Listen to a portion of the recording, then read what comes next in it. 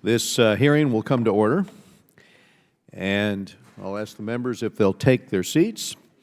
Today, we review the budget requests of the U.S. Agency for International Development and the Millennium Challenge Corporation.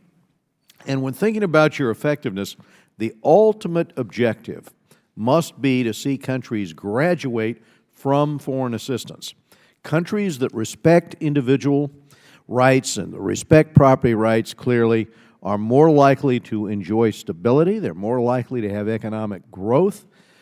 Both are essential to overcoming poverty than those countries that do not. So when it comes to development, the right policies matter far more than the dollars and cents. And that's why the Millennium Challenge Corporation is so important, and that's why the right focus on what USAID does is so important. So these are the principles that this committee has promoted in the past. For example, if you look at the African Growth and Opportunity Act, which I helped write 15 years ago, that was a plan to help these countries develop, and we're going to have to reauthorize that this year. AGOA, as we call it, is up for reauthorization. These are the principles that guided the founding also, as I say, of the MCC. And by working with poor but relatively well-governed countries, by recognizing sound policies, by committing to the principles of transparency and accountability, MCC is putting countries on the path towards that graduation. So today, MCC is requesting the ability to enter into compacts that would advance regional economic integration and regional trade. And I'm pleased to be working with Karen Bass, Congresswoman Bass, on this issue. And MCC, at the end of the day, must stay true to its roots and not dilute its rigorous selection criteria. And that's a constant concern, because that's what gives the leverage to keep moving these countries towards the proper governance. Meanwhile, USAID has established itself as a global leader in humanitarian assistance and disaster relief, and from the devastating earthquake in Gujarat to the deadly Ebola epidemic in West Africa, USAID typically is the first to respond. In the Philippines, I saw firsthand Typhoon Hainan's devastation there, and USAID knew that it would take 3 weeks for U.S. food aid stored in Sri Lanka to arrive, 12 weeks if they had to ship that food from the United States. So what they did was they bought the food locally. They saved lives as a result. I was pleased to see the administration renew its request to exempt a quarter of the Food for Peace budget from costly, outdated, and inefficient U.S. purchase and shipping requirements. But the President should have asked for more. This is timid reform. Still, I will work with the administration and my colleagues so that our food aid reaches more people in less time for less money. And that's the nature of the reforms that we've pushed in this committee in the past. Despite strong performance in the area of disaster relief, USAID has historically struggled to perform in other areas. Its poor performance in Haiti led this committee to pass successful legislation last Congress to step up oversight of the lagging aid effort in Haiti. And reports of waste continue to come out of Afghanistan. To its credit, USAID has been working to redefine itself over the past 5 years. In many areas, it is putting MCC principles into practice. The agency is focusing on results and innovation while tapping the expertise and capital of the private sector. USAID also is becoming more transparent. The agency has begun implementing a number of the transparency reforms that this committee has demanded and that Mr. Poe on the committee has advanced. What isn't commendable is the administration's failure to nominate an inspector general, which has left USAID and MCC without a top cop for over 1,200 days. Ranking Member Engel and I have encouraged the President to get the second longest IG vacancy filled now. And I'm demanding that USAID sort out its policy with the Government Accountability Office so it can once again gain complete, timely access to the information that the Government Accountability Office requires to execute its congressionally mandated oversight role. This is in keeping with the USAID new commitment to transparency, as well as in keeping with the former administrator's personal pledge to me. As you know, Director Shaw changed this policy, and now we look forward to its implementation. So there is no shortage of challenges on your plate, and at under 2% of the total annual budget, the international affairs budget has had to punch above its weight, and that won't be changing anytime soon, meaning a focus on efficient and effective programs has to be a continuum here. So I look forward to working with you, Ambassador Lenhart and Ms. Hyde, to address these challenges and these opportunities over the coming year, and I'll turn to Mr. Elliot Engel of New York, our ranking member, for his opening statement. Mr. Chairman, thank you very much for holding this important hearing. I've always been a very, very fond of USAID and the wonderful work that USAID does. Ambassador Lenhart, Ms. Hyde, thank you for testifying this morning. Thank you both for all your hard work and service to our country. As the chairman mentioned, compared to the entire federal budget, what we're discussing today represents a drop in the ocean. I have long felt that U.S. foreign aid should be increased, but a lot of people don't realize that it's barely 1% of our budget, but it's a critical part of America's foreign policy. Our investments in foreign assistance pay huge dividends in terms of our country's security, prosperity, and values. Our efforts abroad save millions of lives, improve governance, and promote economic opportunity around the world.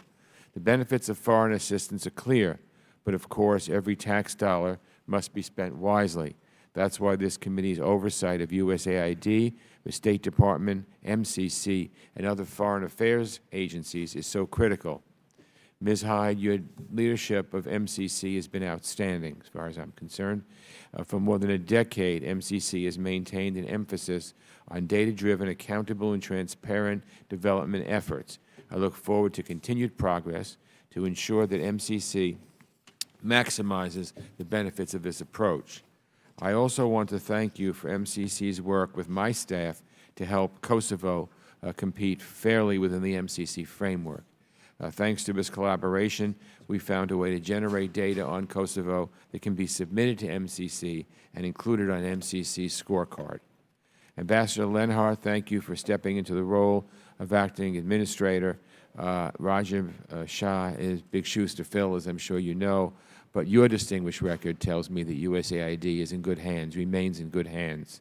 Your leadership comes at an especially challenging time as we face expanding needs due to conflict and instability around the world. Our foreign assistance budget remains constrained. I want to thank USAID for its incredible work in responding to the Ebola crisis in West Africa. After a very challenging year, our strategy is working, but the situation remains critical in Sierra Leone and Guinea. We need smart investments in sustainable healthcare systems.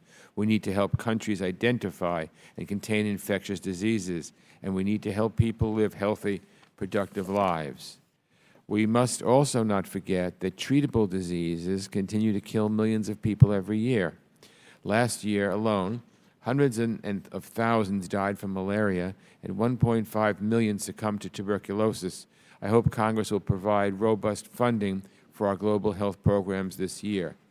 Likewise, I'm concerned that we will need more funding for humanitarian relief in the coming fiscal year to deal with crises in Syria, Ukraine, South Sudan, the Central African Republic, and many other places. More than 4 years after the start of the horrendous conflict in Syria, the country continues to be a magnet for extremists. ISIL has spread across Syria and deep into Iraq. The Assad regime commits atrocities. Just heard of more gas atrocities this morning. They commit atrocities with impunity, and the humanitarian crisis has reached critical proportions. We must do more to help bring this conflict to an end and respond to the immense suffering it has caused. On Ukraine, the President recently signed bipartisan legislation expanding assistance across a variety of sectors. Chairman Royce and I have worked in a collaborative process to help Ukraine, as have the members of this committee. Since USAID is the lead agency for implementing much of this effort, I look forward to hearing your views on these new programs concerning Ukraine. I'm very pleased by the President's $1.1 billion proposal to address the root causes of child migration from Central America. I also want to call to your attention to a bipartisan letter I sent you last week, along with Ms. Ross-Leighton, Mr. Cires, Mr. Cicilline, and others, urging USAID to provide direct funding to LGBT human rights groups in Central America. The level of violence against LGBT individuals in Honduras, Guatemala, and El Salvador is unacceptable. In Africa, increased trade and access to electricity are critical to economic growth and development. USAID is leading with the Power Africa and Trade Africa initiatives.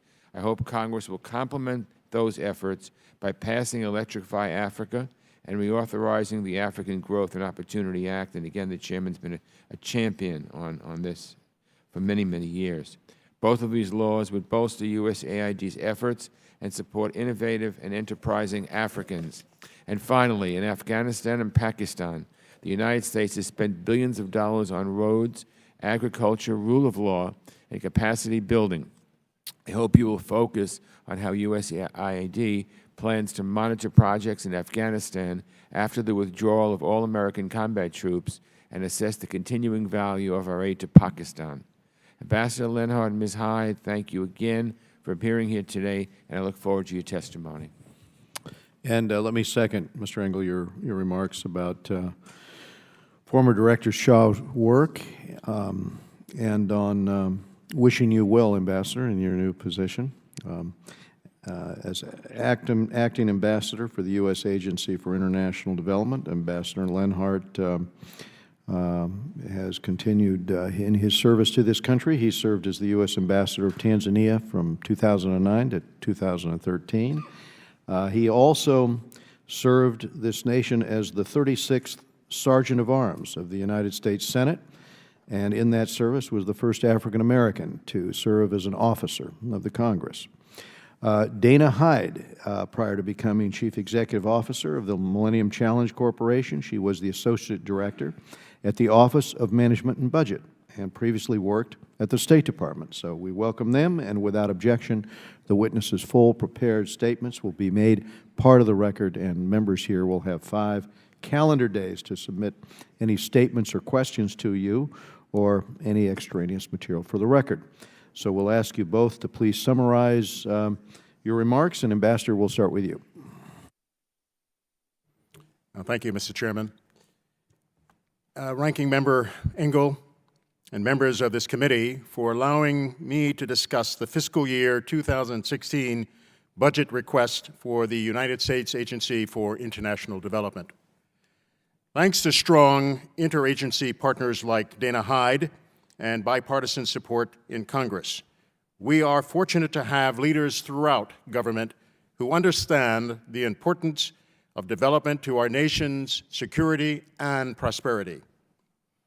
At USAID, we believe that by partnering to end extreme poverty and promote resilient democratic societies, we are helping developing countries transform into peaceful, open, and flourishing partners for our own nation.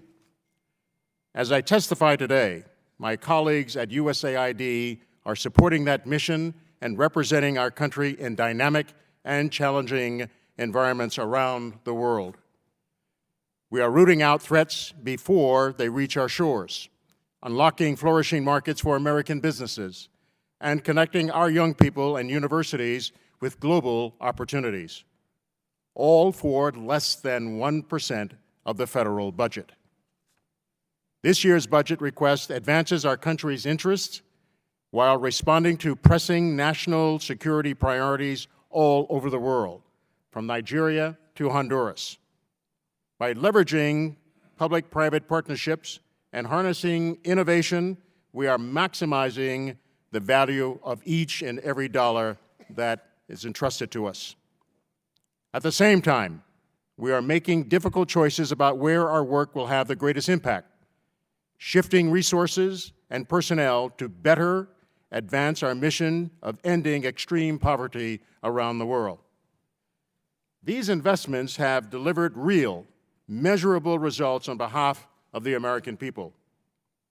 Our Feed the Future program has helped 7 million farmers boost their harvests with new technologies and improve nutrition for more than 12 million children.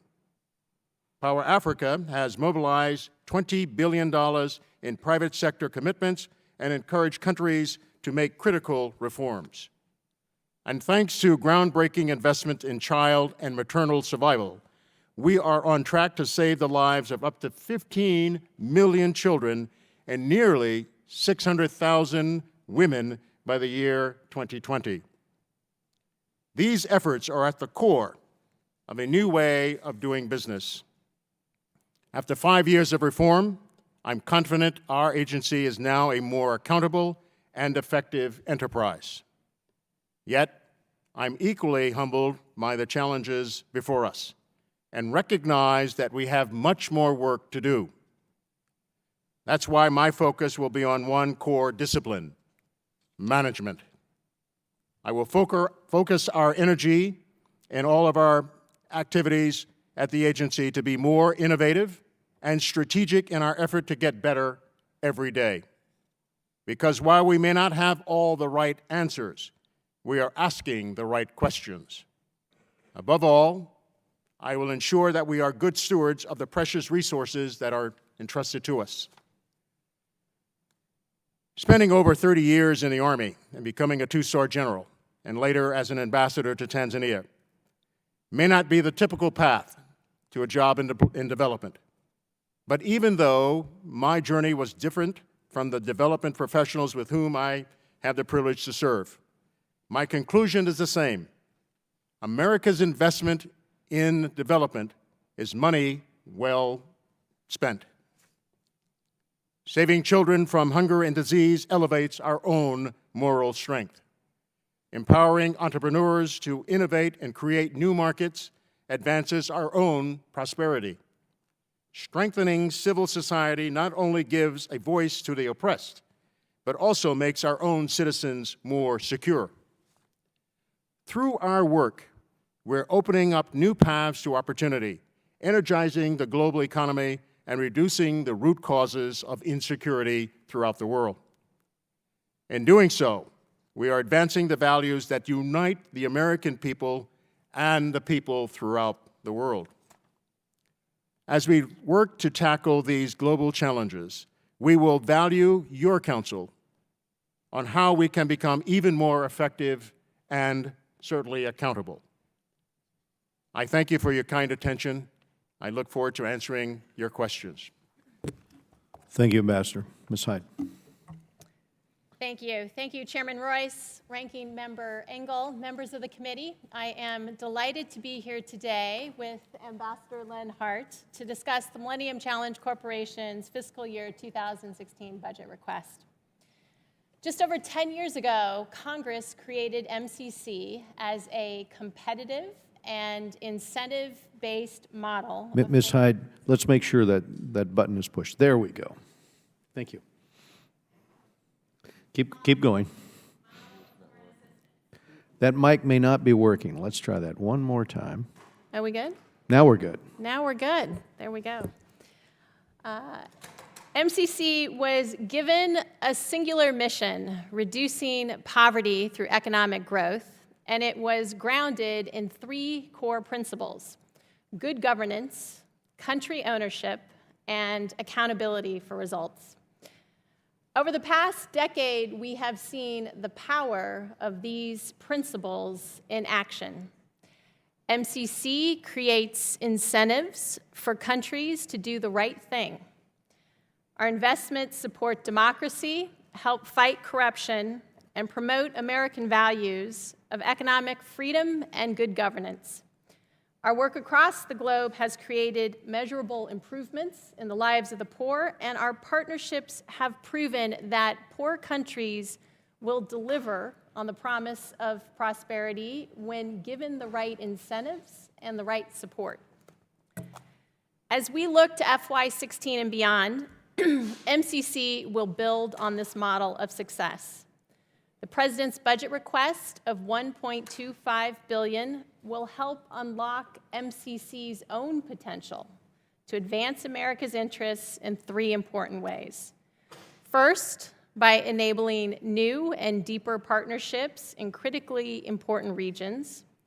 Second, by supporting efforts to drive transparency and data across the development community. And third, by leveraging private sector investments to widen impact and create trade and investment opportunities for American businesses. Let me expand just briefly on each of these points. Partnerships. Over the past decade, the majority of MCC's partnerships have been in Africa.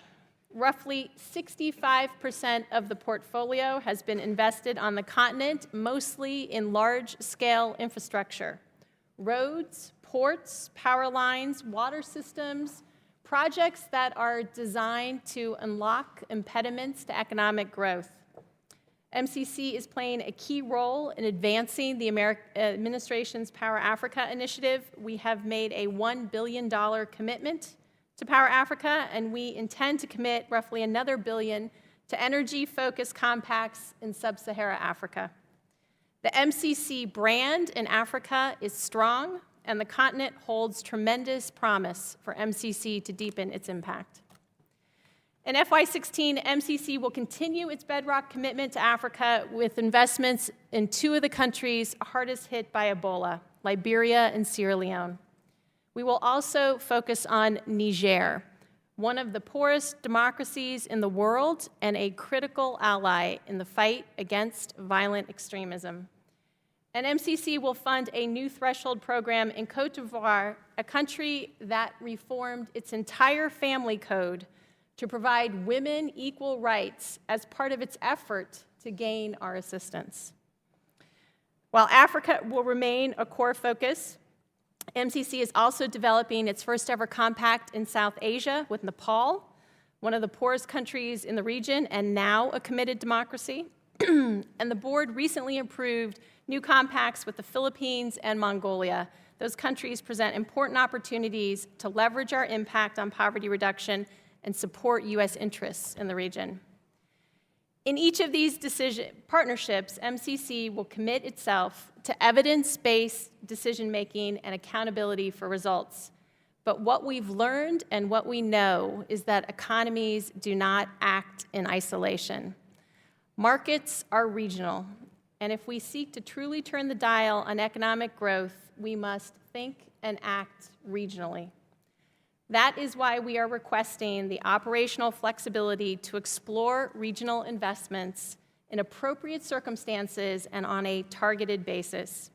Examples could include linking transportation infrastructure in Central America or enhancing access to power in West Africa or in South Asia. Such investments offer the potential of fighting poverty on a wider scale with higher economic returns and greater economies of scale, and they are squarely aligned with MCC's mission and its decade of experience in infrastructure development and incentive-based reforms. I am grateful to Chairman Royce for his support of regional investments and to Representative Bass for her sponsorship of such legislation. Second, data and transparency are built into everything we do at MCC. Indeed, in 2013, MCC was named the most transparent aid agency in the world.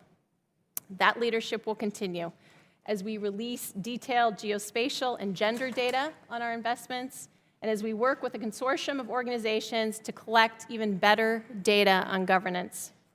Finally, catalyzing private investment is at the core of our work. At the heart of the model is that investments that overcome barriers to growth, reform key sectors, and create opportunities. The recent Ghana Power Compact serves as a model in this regard. MCC's $498 million investment is expected to attract over $4 billion in U.S. private sector funding by transforming the country's power sector. In all of these areas, MCC punches above its weight. Our impact reaches beyond the specific project that we fund. By helping to reform policies and revamp institutions, we help put our partner countries on the road to self-sufficiency and a future without aid. I know your constituents expect their money to be well spent, with clear metrics for success and a solid rate of return. And that is why MCC treats foreign assistance like a business, making decisions based on hard data and rigorous analysis. That's why we closely monitor results on the ground and hold country partners accountable. And that is why I can assure you, in MCC, American taxpayers are getting a good return on their investment. On behalf of the agency, I would like to thank the committee for your support and guidance over the past decade. I look forward to our continued collaboration and to helping to build a more secure and prosperous future here at home and abroad. Thank you. I'd be happy to answer your questions. Thank you, Ms. Hyde. Thank you very much. I've got 3 questions that I wanted to ask, and Ambassador, I will just start with you. Over the past year, the committee has become increasingly concerned as we have seen USAID inhibiting the Congressional Watchdog here, the GAO, from doing its job. And as you know, I spoke with former Administrator Shaw about this after being contacted a number of times by the GAO. And he gave me a written assurance that this policy would be repealed and that the GAO would be provided with the information, including unredacted documents that it needs. And I was just going to ask you, is this your commitment as well? Thank you, Mr. Chairman. And I thank you also for the many opportunities where you support our programs. Certainly, I give you that commitment. That's fine. That's fine with me. That's good enough. Okay. We'll see the policy is repealed, and I'll work with you on that, and I appreciate it. Thank you. On food aid reform is another area where I worked with Director Shaw closely, and I've been working with the ranking member and other members of this committee for 2 years now to try to make food aid, the program there, more efficient and more effective. And we want to get more food sent to more people in need in real time here when these disasters hit. And we can do this at a lesser cost and we've made some progress in doing it. But Ambassador, how much does USAID spend annually on shipping food aid as a result of the U.S. cargo preference requirements? And how would USAID's food aid program be affected if cargo preference was bumped back up to 75%, as was proposed by some last year? And I'd follow that up with another question. How many U.S. shipping companies benefit from agricultural cargo preferences? Are they all wholly U.S. owned?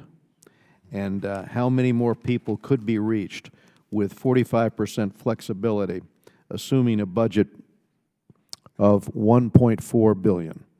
If I can kind of give you that outlay and get your feedback. Thank you, Mr. Chairman. In answer to the question, how much did we spend? About $175 million to ship food aid was spent in FY13, with about $125 million spent on U.S. flag vessels to comply with cargo preference requirements. There are, as you indicated or requested, there are 3 carriers, principal carriers, that account for about 85% of the food aid shipped in the past 2 fiscal years. And we spend, as I said, $175 million.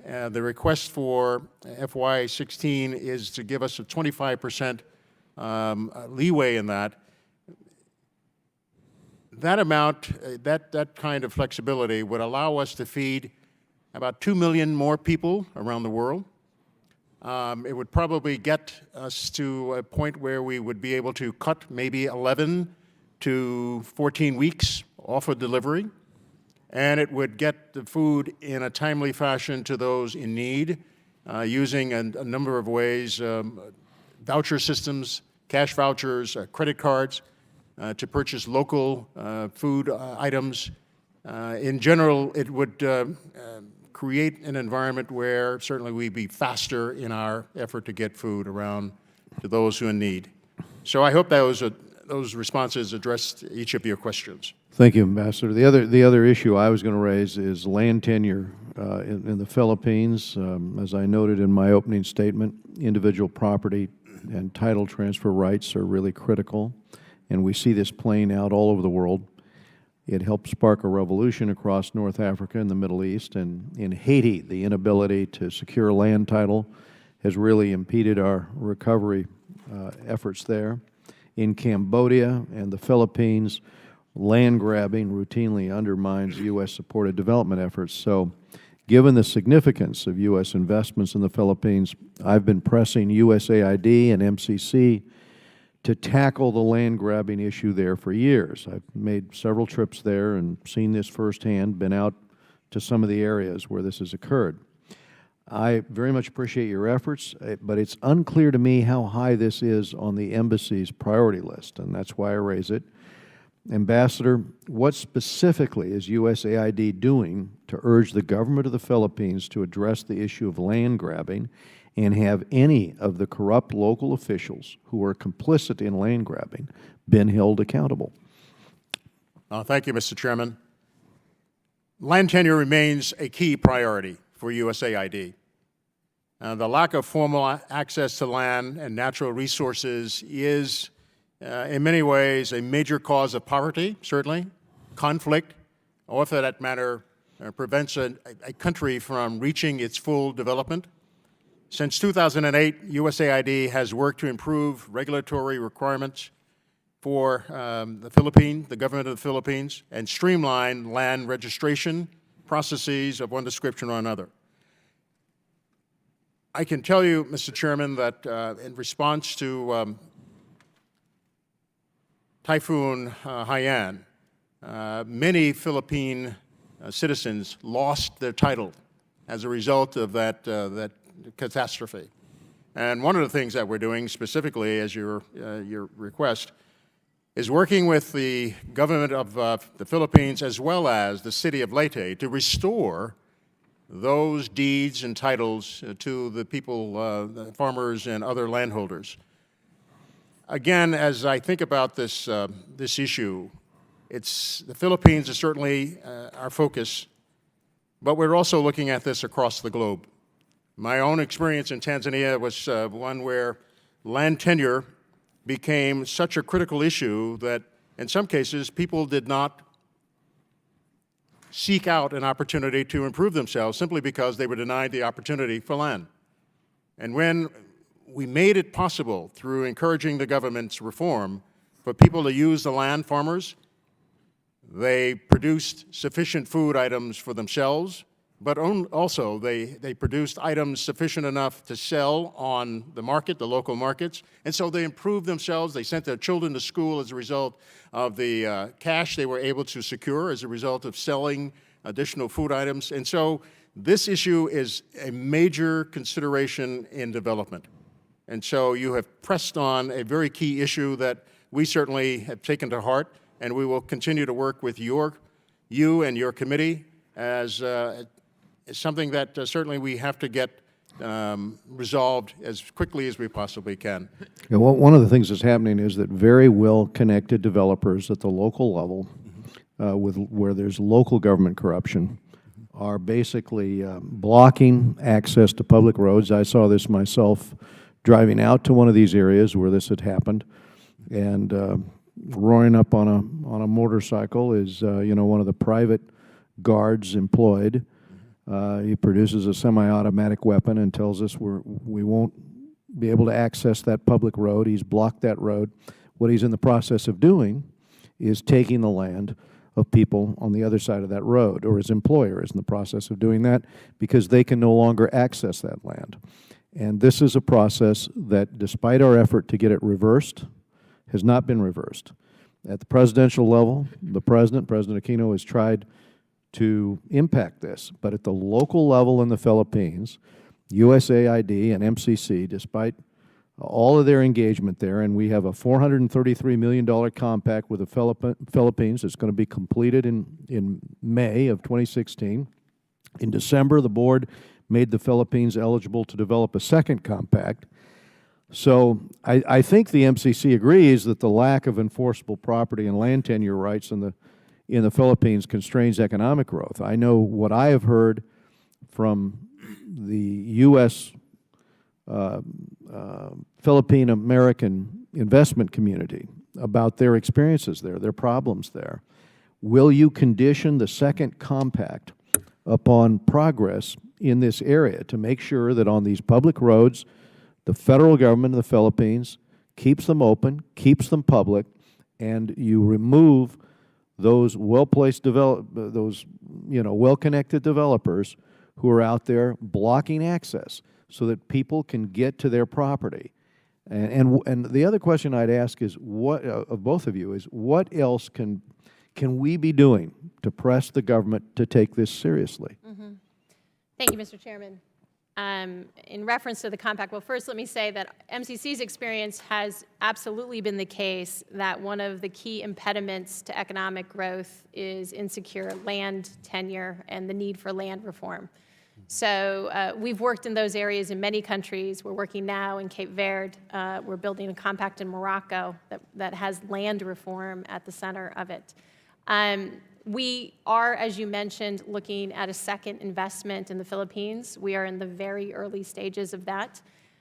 We will be guided, of course, by the economic analysis. But I commit to you that if land is an issue in the Philippines, we will take a very careful look at looking. But wait a minute. We've been working on this for 3 years now. We've taken 2 trips down there. Yeah. We've had this happen in the middle of a typhoon. We've had this happen on an ongoing basis with respect to people's inability to access their property. Having already had this compact in place, my point is, these are discussions. As I say, I don't know how high this up is on the embassy's list of things to do, but this is the principal impediment to investment there, is getting this process fixed so that people, and the other point I would make is it's a major issue in terms of people in the Philippines now who don't have the means of preventing well-connected people from routinely doing this. As I say, nobody, to my knowledge, has been charged in this process. And frankly, to be on a public road and to hear about this and go out there and have a gun waved in your face is just an affirmation or an indication that what people are talking about is a huge problem that is not being confronted, not being reversed. Okay. Anyway, I'll leave you with that. I'm out of time. I'll go to Mr. Engel, and thank you very much. Thank you. Thank you very much, Mr. Chairman.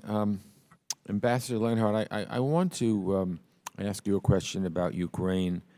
The chairman and I have gone to Ukraine together. A few weeks ago, Secretary Kerry was here before this committee, and we talked to him about Ukraine. I and many others believe that we should be aiding Ukraine with allowing them to have weapons to defend themselves. But I want to talk about Ukraine's financial stability. The United States, along with the European Union, the IMF, and the World Bank, are helping Ukraine remain financially stable with rounds of loan guarantees. What will the administration and USAID do to help Ukraine, including another round of loan guarantees or loans? Do we have anything in the pipe now for them? Thank you, Mr. Congressman.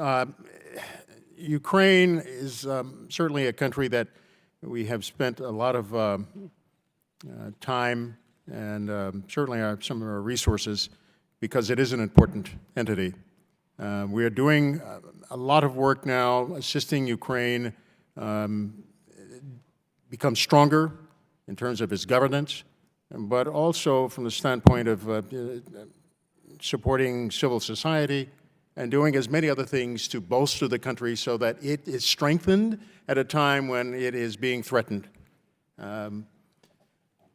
The loan guarantee specifically, we have secured one, or at least supported one loan guarantee of $1 billion. Based upon the performance of Ukraine to date, it looks very favorable that a second billion loan might be in the offing.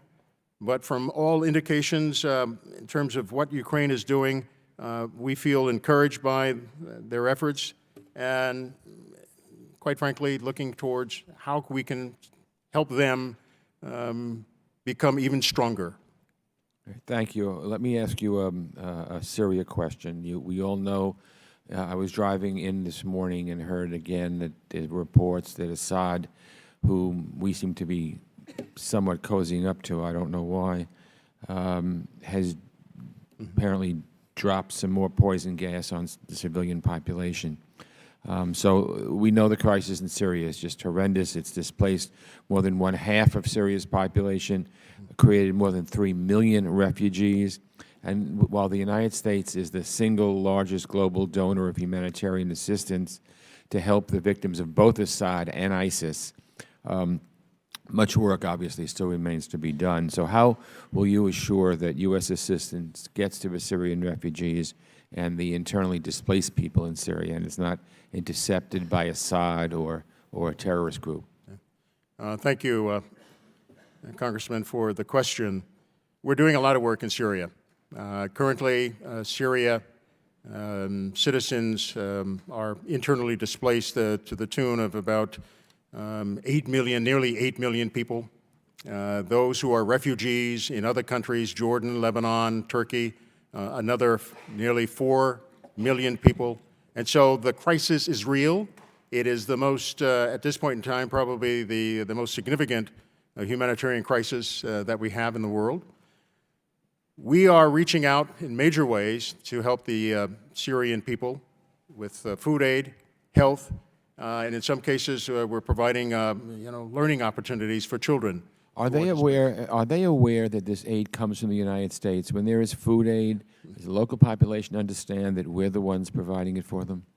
Mr. Congressman, yes, they are. And I say that because although we don't market in a major way with our logos and as many other, perhaps our flag, because of the situation and the potential to put people in harm's way, both from the standpoint of those recipient of the aid as well as those who are administering the aid, the beneficiaries certainly are aware of the fact that America has risen to the challenge of helping them. The impression that we get from our implementing partners is that people know where this aid comes from. They are told as the aid is being administered, as opposed to putting out a big flashy sign, because in some cases with ISIL and their activities would certainly, there would be retaliation. So from that standpoint, I think that the Syrian people who are receiving the aid know that America is there helping them. Let me ask you a quick question about health. Most of the world's been rightfully focused on Ebola in West Africa. But I think it's also important to state and remember that millions of people around the world die each year from other terrible, contagious but treatable diseases like tuberculosis and HIV/AIDS. So I was disappointed when I looked through the administration's proposed budget. There's a proposal to cutting bilateral tuberculosis funding by $45 million, which is a 19% cut from FY 2015. Can you comment on that? And if this proposal moves forward, can you elaborate on how this substantial cut in funding would be implemented? Thank you, Mr. Chairman. The request for 2016 is actually overall a plus-up of $66 million. And so it becomes a matter of working within a constrained environment and setting priorities as to how much we can do. And we have set as the principal focus for our global health preventing child and maternal deaths. The second is to respond to infectious diseases. And certainly the third priority would be figuring out how we can extend as much as possible our efforts around the globe. the point of TB, it is a disease certainly that is it's problematic, but it is not something that we have forgotten. The $66 million plus up for global health is determined, or at least aimed at helping as many opportunities as we can. Child and mother maternal mortality can be reduced by as much as saving 13 million children and saving 600,000 mothers. And so my point is that we don't necessarily are neglecting the treatment of tuberculosis as much as we're putting the resources where they can do the most good, if that makes sense. And I know I'm a bit rambling on that, but I'm trying to get across the fact that constrained resources create for an opportunity for us to prioritize. Thank you. We can talk after the hearing or Sure, I'd like the to do day. that. So I understand Come back that. to you. Thank you. I just want to, before I go off, again thank Ms. Hyde for her help with Kosovo. It's very important. And let me just say, the MCC was created to be a different type of foreign assistance model and complement other foreign assistance tools in the USG tool. Could you tell us what, where you feel the future is for the MCC and what you feel you've done? Sure. Thank you for the question, Congressman. Are we on? Hello? Better. My apologies. I appreciate the question. I appreciate your remarks on Kosovo. We are committed to working with your team to getting us to a place where Kosovo can be evaluated in tandem with other nations. MCC was created as a different model of foreign assistance, and it is unique in many ways. It's highly focused on select countries that are relatively well-performing in governance. It has, over the years, created what is known as an incentive effect, the MCC effect. So what we see is that countries are changing their laws just in an effort to receive MCC assistance before any of taxpayer money is spent. That sort of incentive structure is certainly true, and we've seen many examples of that in Africa. I mentioned one in my testimony, Cote d'Ivoire, that changed its entire family code in an effort to pass the scorecard. So the scorecard has been a powerful tool for incentivizing good governance, and I think moving forward it's something, as we look to go into regional work, as the chairman mentioned, we absolutely have to be true to those eligibility requirements and to the model for which this is based. It's also been a leader in data and transparency and taking the information and the decisions that we make, evaluating them strenuously, and putting them out for all of us to learn. And we have learned lessons over the decade as to what investments were working and not working. It is catalytic in the way that I think we mentioned around private investment. So MCC is looking, by definition, at what is the barrier to growth with an economic team, and looking to invest to overcome those barriers. We're also looking at the regulatory environment, the policy environment in particular sectors. Here, Ghana is an example. As part of our investment, we are asking the government of Ghana to undertake really hard reforms in the energy sector that will help make that sector more sustainable. Okay, we're going to go to Ms. Ross Layton of Florida, chairman of the Subcommittee on the Middle East and North Africa. Thank you so much, Mr. Chairman. Welcome to you both. Ambassador, the United States has contributed over $3.5 billion in humanitarian assistance since the start of the Syrian conflict, and the President is now seeking an additional $1.6 billion for these efforts for fiscal year 16 alone. But we must ensure that we are being as efficient and as effective as possible with that aid. 72% of the aid that we've provided thus far has been routed through UN agencies and UN initiatives. My concern is that once this money goes to the UN, we lose our oversight into what is actually being done with that assistance, which is why I was joined by Congressman Deutsch, Mr. Connolly, and Mr. DeSantis last month in requesting a GAO report on our Syrian humanitarian assistance.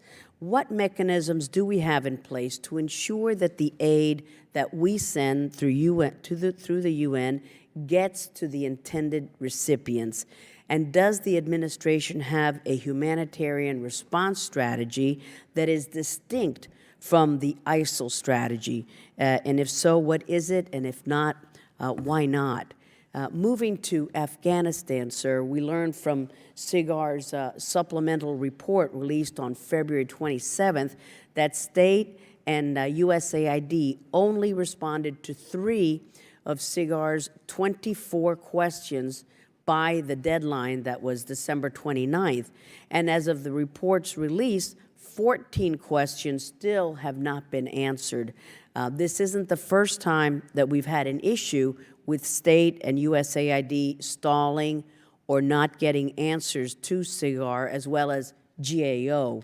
Where is state and USAID in answering these 14 questions? And what would SIGAR and GAO say if we call them up right now for an assessment? On the Palestinian issue, on April 1st, the Palestinians will officially be members of the International Criminal Court, the ICC, and in my view, that has already triggered U.S. law to cut off funding. While the administration has indicated that it does not believe that the PA's actions triggered the suspension of U.S. aid, it has said that a review of aid to the Palestinian Authority is underway.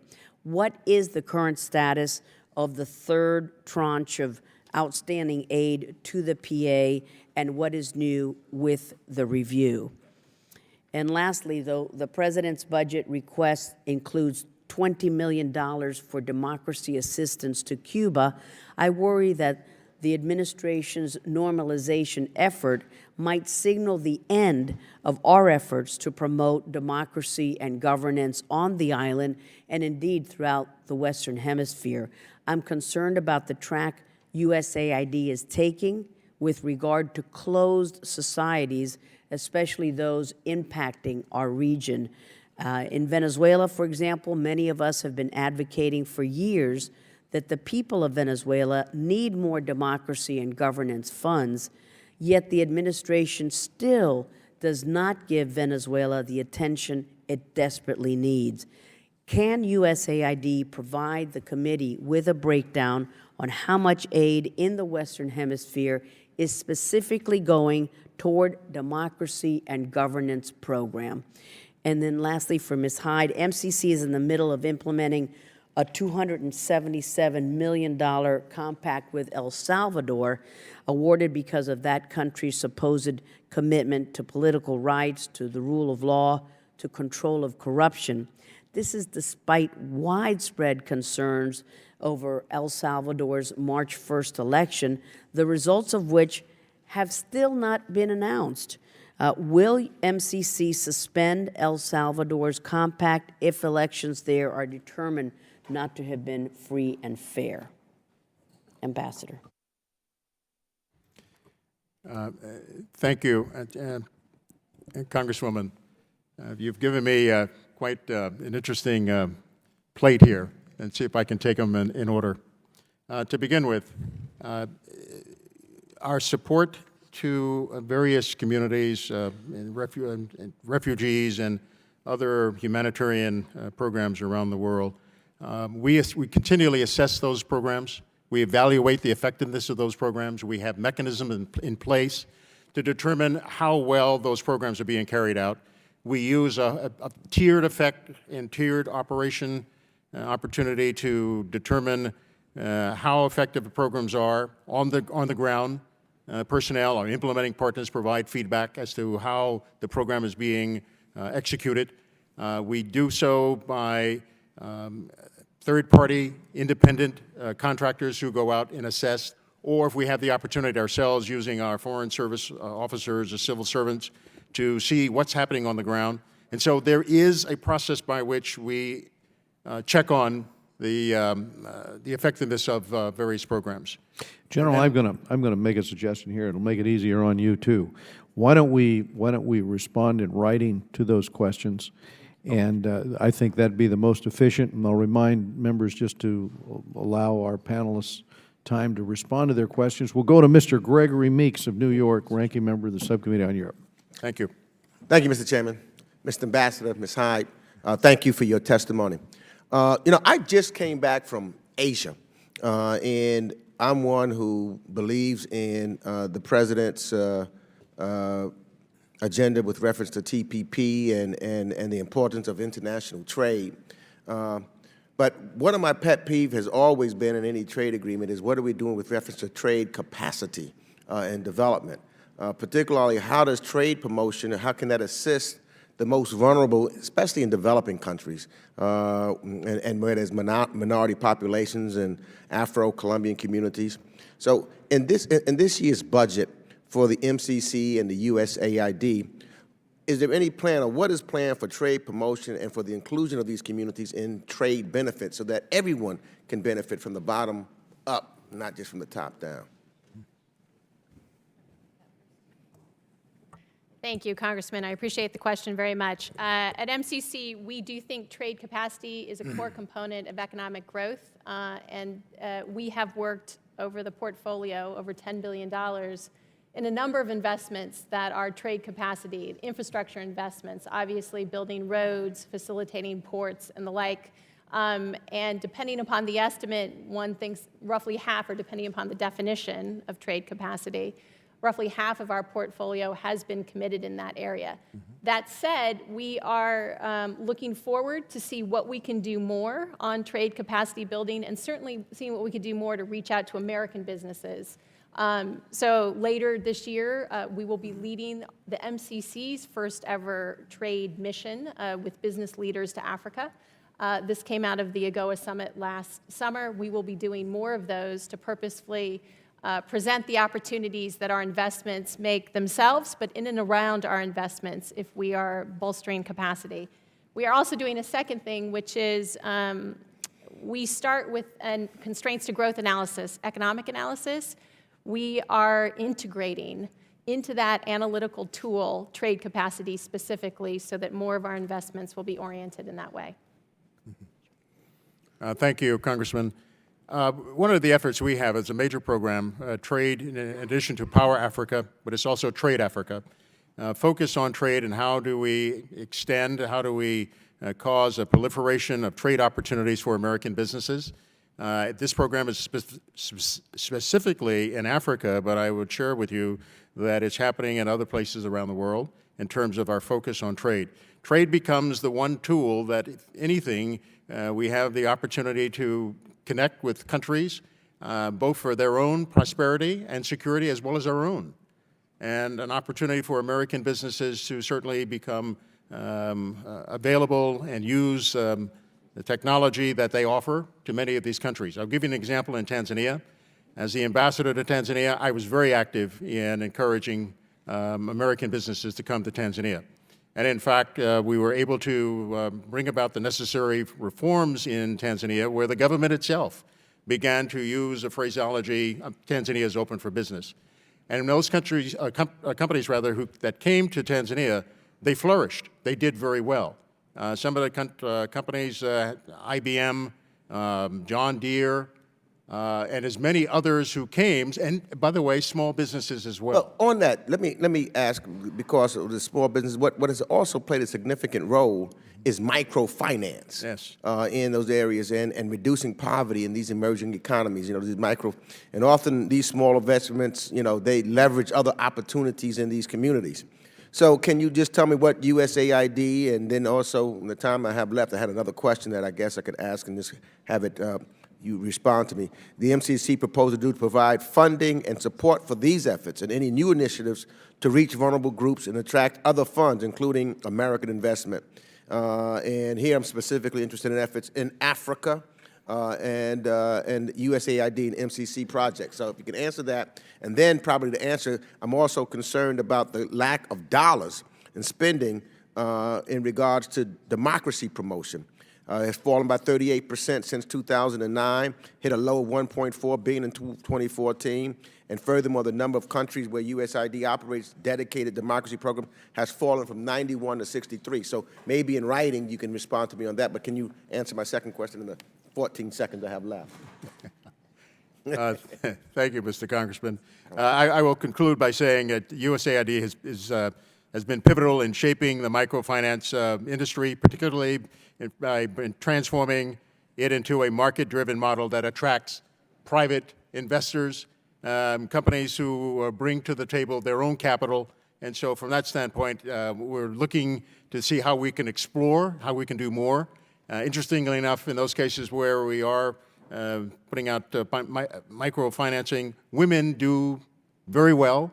By the way, as my experience in Tanzania, not only did they bring about the activity that they were embarked on, farming generally, but they also paid back the loan. Ambassador, I'm out of Thank you very time, much. so I'd love to get your response in writing, and also I'd love to talk to you about Haiti. Thank you very much, Mr. Meeks. And now we turn to Mr. Rohrbacher, the chairman of the Subcommittee on Europe and Eurasia and Energy and Emerging Threats. Thank you very much. I'd like to identify myself with what Mr. Meeks just brought up in terms of the importance of microfinance as compared to even comparing that to the bigger loans and the more substantial financial dealings that we seem to and be involved with. Also, I'd like to identify myself with the remarks of Chairman Royce in terms of the concern about title and actual ownership, the legal basis of this, establishing micro loans and looking for title and ownership rights is actually a low-cost way of achieving great things. And just a thought there. Let me just note with that and with the concern Mr. Royce has expressed today, we also need to make sure that those governments that are engaged with stealing property, especially from American citizens, do not benefit by the benevolence of our government, specifically the government of Ethiopia, which there is a family in Orange County in which Chairman Royce and myself are very familiar with an immigrant family from Ethiopia whose property has been stolen, and the Ethiopian government refuses to not only not return it, but not offer any type of just compensation whatsoever. So I would hope in the millennium the MCC does not provide Ethiopia or other governments like it that steal property from Americans, that we offer them sort of some loan guarantees, etc. In terms of the overall program, in terms of America's assistance, I would prefer to see a program, an assistance program aimed more at emergencies and disasters rather than economic development. When people are in tragic and horrible situations, we as human beings it is a moral obligation for us to reach out and help them, and as we see that in the Middle East today. So I would hope that those millions of people, especially, for example, in the Middle East, where the Kurds are taking in 1 million or more than 1.5 million people, which they have very little budget. Let me ask, Mr. Ambassador, are we providing direct aid to the Kurds now, or does all of this have to go through Baghdad, which of course is ruled by Baghdad government, which is ruled by people who think of the Kurds as an adversary? Thank you, Mr. Congressman, for the question. We are providing assistance to people who need it, without regard to whether or not it's in a direct fashion to the Kurds, or for that matter, that it's funneled through. Maybe I go directly. Does our aid that goes that eventually ends up with the Kurds, do we have to ship that through Baghdad first? Does that have to be approved by Baghdad before we are permitted to give that direct assistance? That could be a yes or no question. I will come back to you on that question. I don't have all the details, Thank you, General. Congressman, so I'll come back to you. I appreciate that. Let's just note, when we talk about, I just came back from Egypt, where they have a tremendous effort that's going on with many other countries to help build that economy. We should be very grateful for that. And in terms of one last note about Pakistan, we've given over $28 billion in assistance of one kind or another over the last 15 years to Pakistan. I understand next year's list is about $500 million. I'm wondering, are we still going to be giving this money when we read reports where just yesterday a Christian community, a church was blown up and 15 Christians were murdered, where we see thousands of innocent people being murdered in the Kurdistan region of Pakistan? Are we going to continue giving Pakistan that money even as it imprisons Dr. Afridi, the man who helped us bring to justice the people who slaughtered 3,000 Americans on 9/11? When are we going to wake up and realize that the Pakistani government is engaged in activity that actually murders Americans, murders their own citizens, and is involved with religious persecution? Anybody want to tackle that? Yeah. Thank you, Mr. Rohrabacher, but time is up, and they'll get to you in writing. Dr. Barrow, your time is coming on. Last week, under the leadership of Chairman Royce, we had a chance to visit some of your staff, Ambassador, on the ground in India. We visited the Vivekananda slum outside of New Delhi, where some of your staff is working on clean water and sanitation efforts, doing a great job, by the way. Incredibly important work in the sense of helping plan out a community, helping, put something as simple as toilets into a slum of thousands of individuals. Why this is incredibly important is as we're thinking about empowering women and girls, as we're looking at safety, something as basic as giving them a place to go use the restroom in privacy has dramatic effect. So again, I just want to compliment your staff for what they're doing out there. This is an incredibly important area to me as we look at maternal child health and women's empowerment around the world. I'm glad that I do see an increase in the budget request of about 8% in USAID's budget. What I'm curious about is specific efforts on women's empowerment, specific resources that are going to empower women, and then specific efforts on family planning and reproductive health in the budget priorities. If you can briefly talk about that Thank you, Congressman, and thank you also for taking the time to visit India and seeing on the ground firsthand some of our work that's underway. The support to India, and I can take it from the top, the macro level, the strategic partnership is very important to us. And as we think about our shift to Asia and the support there, India is a very important partner. And besides being the largest, democratic democracy in the world, specifically as it relates to women, we have a number of programs aimed at empowering women, starting with basic education, creating an environment where women have the opportunity, girls have the opportunity to learn, to grow, and eventually make a major contribution to their country and their families and as many other things. We also look at women from the standpoint of how do we protect them? How do we ensure that they are not victims of, in the case of India, it was reported in the news recently, violent rapes and other assaults. And so our programs are aimed at securing women, girls as much as possible, keeping them protected from gender-based violence, as well as thinking about girls who are being forced into early marriages. And so all of these efforts are aimed at empowering women, keeping them safe. You saw some of that when you were on the ground.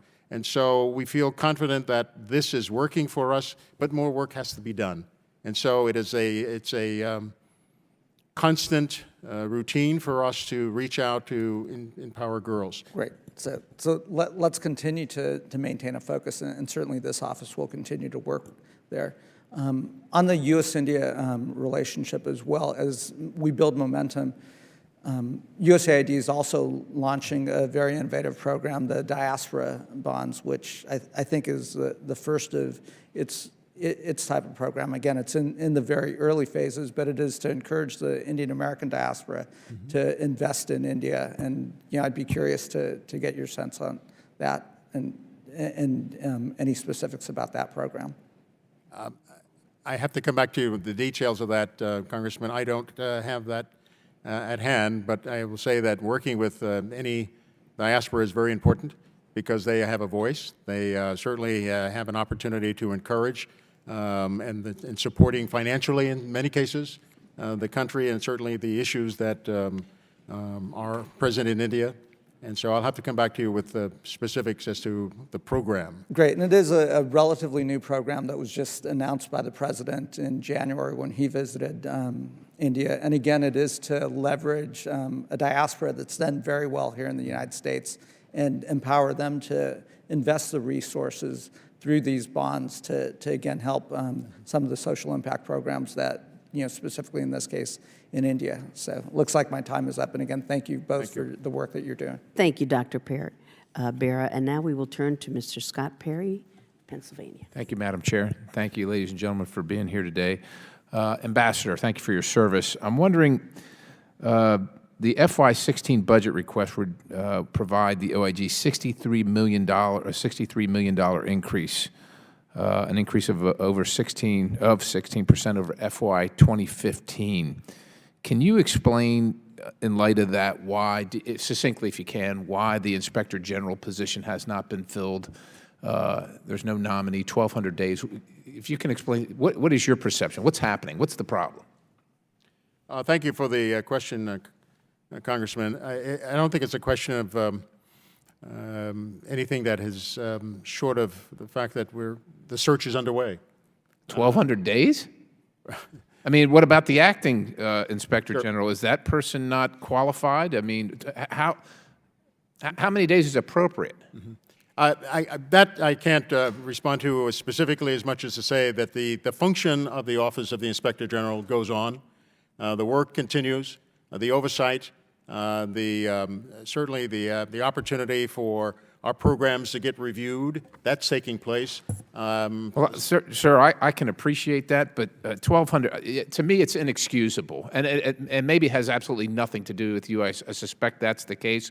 But you must understand the American people demand accountability. And while the work goes on, there's not one singular person at the top that can really be focused upon for the failings. And there are failings, and they might not have anything to do with you, but it just shows to me a lack of commitment to the oversight of a lot of money. And in the face of a large request, it seems antithetical. But let me move on to why I think there needs to be more oversight. There have been some reports that the money in Gaza for reconstruction, some has been diverted to continue the construction of tunnels by Hamas. Is there any truth to this? Do you know of any? Is there any truth to that other than the reports? And has the money that USAID has spent in Gaza in the past, has any of that been used for the making of tunnels, the construction of tunnels by Hamas? Thanks for the question, Congressman. The answer is no. To which one? Both? No. No to the fact that tunnels, money for building tunnels, that's not something that I'm aware of that is taking place. Okay, you're not aware of it, but you don't know. But, well, I mean, you're not aware of it, so there's no proof at this point. It could be happening, but you're not aware. I'm not aware of it. In fact, I would be very surprised that that's happening. And in fact, again, I mentioned earlier that we have mechanisms to check on the progress of programs, and so none of that has come to our attention at this point. Can I get a list of the projects that USAID has funded in Gaza, and how much money has been spent on each project, and what the status is of those projects? Congressman, yes, you can get that list, but I will tell you that the work that's being done is humanitarian assistance. It's providing food aid. It's providing water. It's providing health. But I understand, but I want to make sure that all of the money is going to those programs and none of it's going to tunnel construction by Hamas. That's what I'm trying to ensure. And with all due respect, without an IG present, I'm concerned that some of that's slipping through the cracks. But moving on, getting to what Ms. Leighton was talking about regarding the Rome Statute and the Palestinian Authority, I'm curious to know what will happen to funding in Gaza to the PA if they pursue criminal war crimes charges against Israel. Do you see that as an issue that will trigger a reduction in funding or a conversation of a prohibition of funding, or is that not relevant to the conversation? Thank you for the question. I think all of that's relevant, and at this point in time, we are reviewing. So if they pursue war crimes against Israel, what do you do? What can we expect from you? War crimes against Israel, sir, I can't answer that question in a way that if it has an impact on your funding, on the funding of USAID, what the Palestinian Authority and Hamas does in the International Criminal Court, understanding Hamas is a recognized terrorist organization, if they pursue war crimes against Israel, are you telling me it will have no effect on the funding from the United States government to the Palestinian Authority? Congressman, I'm not saying that at all. I'm saying at this point in time that because of the last several weeks and months, the FY16 request is under review with respect to our continued support to the Palestinian Authority. And so that's happening. But answering a hypothetical at this point, I cannot provide that to you. Thank you for your time. Thank you very much. And now we turn to my good friend, Mr. Ted Deutsch, the ranking member of the Middle East and North Africa Subcommittee. Thank you, Madam Nice Chairman. hairdo. Thank you very much. And welcome to our witnesses. Appreciate your being here in your new capacity, and commend the good work that both of you do. As ranking member of Middle East and North Africa Subcommittee, I've been particularly focused on the humanitarian challenges stemming from the complex crises in the region. In particular, Syria. We are now more than 4 years in. There's no end in sight, and the humanitarian crisis grows larger every day.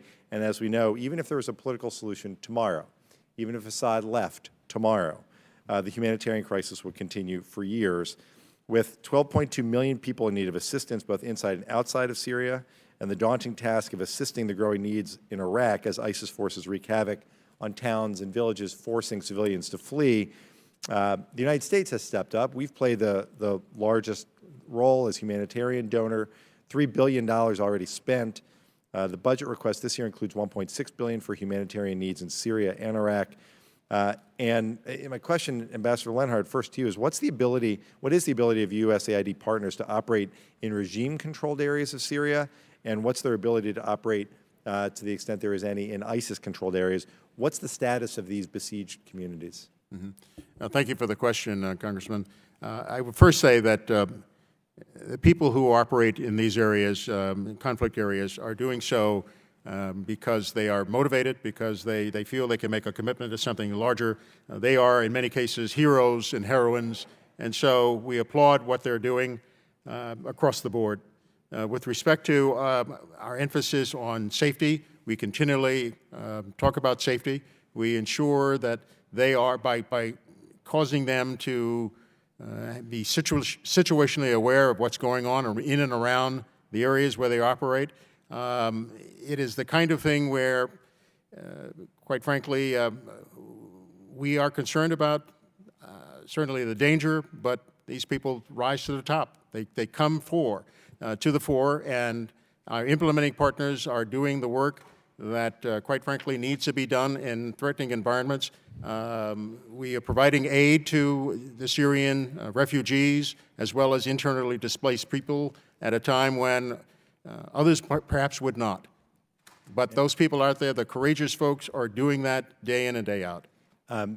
They do, and they are courageous, and if you would pass on our sincere thanks to them for the work that they do. Thank you. I want to just shift gears in the remaining time I have and talk about, just follow up on an exchange that you had with Dr. Barra on the issue of girls and women and empowering girls and educating girls, the issue of gender-based violence, forced marriage, and we know the impact that it has throughout the world. But the question I have is, if I think Ambassador Len, I'll ask it differently, but the issue is, you know, we're considering a piece of legislation that I don't expect you to comment on, but the International Violence Against Women Act would officially create an Office of Global Women's Issues, so that we can have someone in the administration at the ambassadorial level to focus on these issues every single day. This is an issue that, as far as I'm concerned, should not be controversial. But my question is not for you to comment on the legislation, but to just let us know if it would, the extent to which it is helpful to have someone at that level as an ally for the work that you do, Ambassador Lenhart, and Ms. Hyde, in your case, to the extent that countries express interest in these gender equality issues and want to make that a part of what they do with you, again, what would it be like to know that you've got that ally going forward?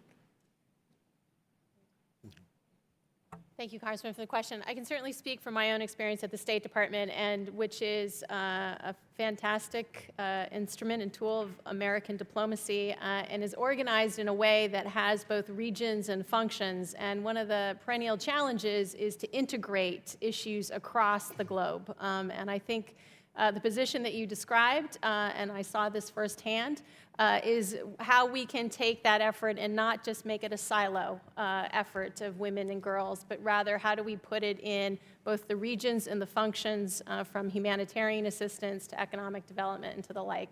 So that, from my own experience, was an effective approach to that. We work closely with that core group. And I will say at MCC, we have country teams for every country we work with. There's an economist on the team, there's an M&E person on the team, and there's a social and gender person on every team. So we matrix it that way. Thank you so much. Thank you, Mr. Deutsch. Dr. Yoho of Florida. Thank you, Madam Chairman. I appreciate it. I appreciate you two being here. I'm looking for answers or solutions. I want solutions because there's a lot of questions, and with the money that the American taxpayers have put into foreign aid, and we hear all kinds of numbers. It's less than 1%, but when the military goes into Afghanistan or Iraq and builds road, is that considered foreign aid? Because we don't bring those roads back.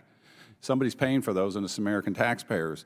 And when we look at all this money going around the world, can you tell me, say, any country, pick a country, we give $500 million to Pakistan, or the Palestinian Authority. Does that come out of the money that goes to you, or does that come out of State Department? Or the money we give, the money we give Mexico? Does that come out of USAID or MCC, or does it come out of the State Department? So thank you for the question. I'll take a stab at it, and based upon my experience at OMB, but it was in a different context. Those funds are all part of what's the 150 function. That includes assistance that funds MCC, that it funds the Peace Corps, that funds the State Department, and the like. Okay, so all that money goes out to you, goes out. Correct. Is it go out as cash, commodity, training, equipment, or other? I see. I see. So taking the conversation from the account structure to the program level, each one of the programs, my program in particular, has certain controls around those funds. I wouldn't speak to, but Ambassador Lenhart can speak to the controls around different types of funds. In MCC's case, when we partner with a country, we have at least 5 sets of controls on disbursements. It starts with, we're working with countries that are in the upper half, the well-governed countries. Second, we put a fiscal agent and a procurement agent on the ground that's an outside entity in every program that we have. Third, we oversee a completely open and transparent procurement where we have authority at every step of the way before anything is verified as complete. Fourth, the funds sit in the U.S. Treasury until we have done the verification, and then we are paying vendors directly. So we're not putting the funds directly to the government. And then finally, we maintain a 24/7 hotline, a robust set of training. Okay, let me stop you there, because you talk about transparency and accountability. We gave the country of Afghanistan $1 billion in 2012, 2013, I think it was. There was $300 million unaccounted for. So if there's transparency and accountability, where did our $300 million go that we don't know about? And who's responsible for that? And the person at the top of that organization, if they can't account for it, they need to be fired. The American taxpayers, where I come from, want to see that happen. And when we give money, and we're doing it for democracy and human rights, and we're promoting all this stuff, which I agree, I think it's a great thing. But when we're going in there, and as Dr. Barra brought up, we're putting in toilets. We're doing, civil law. We're doing these in countries that have corrupt governments. How do you do that? And why is that our responsibility? Why is that not the responsibility of that government? And if we're giving them money, a cookie, and it's a good cookie, and they want our cookie, why are we not willing to take that back if they're not following the procedure? If we have transparency, if we have accountability, because I hear this story over and over again. I've been here for 2 years, going into my third year, second term, and I hear the same story over and over again. But I don't see the end results. And with all the money we've spent over the course of the last, again, 1%, $37.8 billion over 10 years, that's $370 billion of our American taxpayers' money. But yet, has the world gotten safer? Has our relationships gotten safer around the globe? Ambassador Lenhart? Thank you, Congressman. I believe our relationships and our security and our prosperity has been enhanced as a result of our foreign aid. May I stop you there?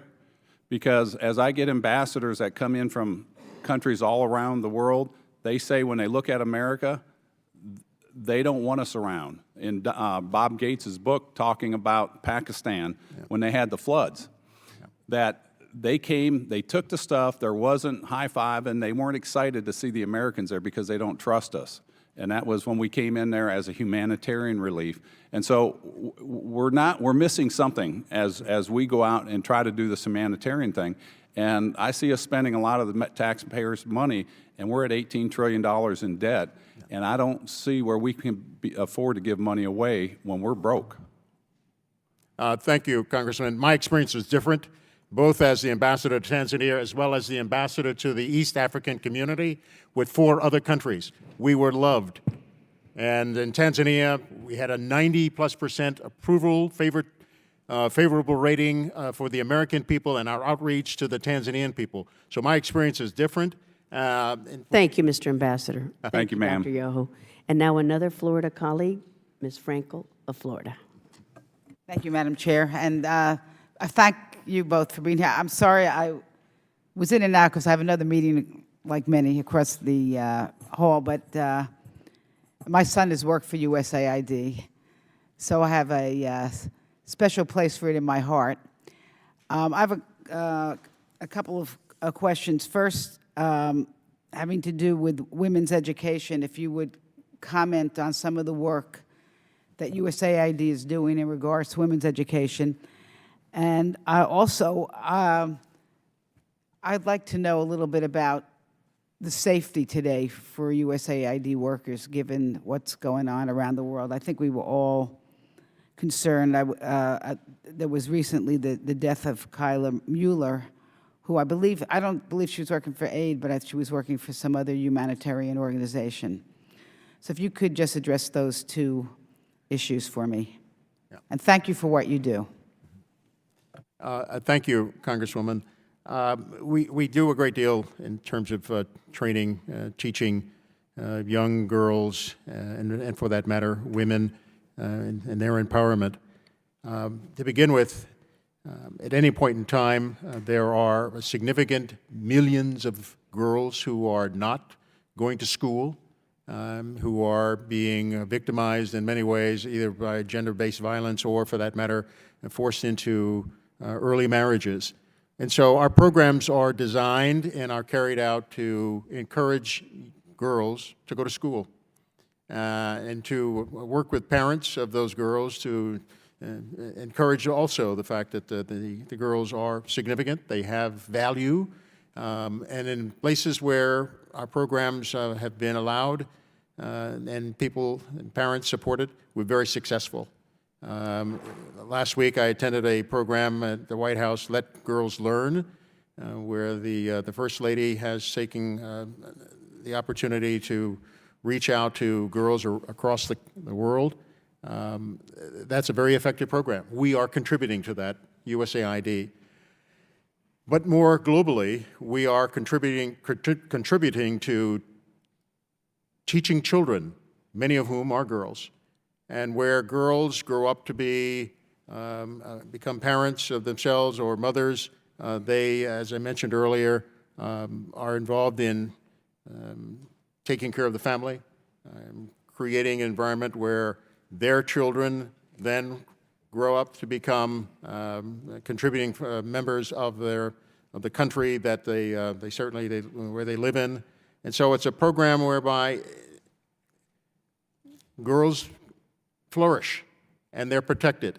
With respect to security of our personnel, we are very conscious of that. As I said earlier, we focus our activities in ensuring that we